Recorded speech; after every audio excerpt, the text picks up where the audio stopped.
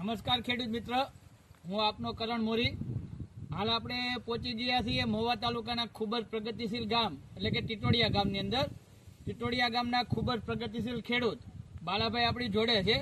તો બાલાભાઈ જોડે વાત કરીએ તો બાલાભાઈ એમની ડુંગળીની અંદર એકડિયન કંપનીનો આપણું સોલિગ્રો જે જીઆર છે 1 વીઘાની અંદર 2 કિલો લેખે એમને ઉપયોગ કરેલો છે. તો ડુંગળીની અંદર તમે જોતા છો કે સફેદ મૂળિયાની અંદર ખૂબ જ સારો એવો વધારો છે.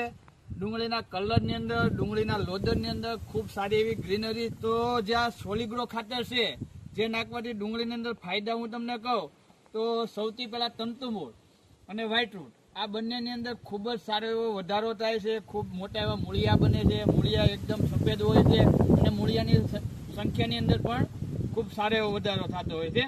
તો આપણે બાલાભાઈને પૂછીએ કે બાલાભાઈ એમની ડુંગળીની અંદર સોલિગ્રો ખાતર વાપર્યું છે તેમને કેવું પરિણામ મળેલું છે?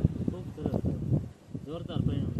તો મૂળિયાની દ્રષ્ટિએ બાલાભાઈ તમને શું લાગે છે? આ ખાતર નાખ્યા પછી બીજા ખાતરની જરૂર પડતી નથી સાહેબ. ઓકે, અને પાયાના ખાતરમાં ખૂબ સરસ આનો ઉપયોગ થાય કરીએ.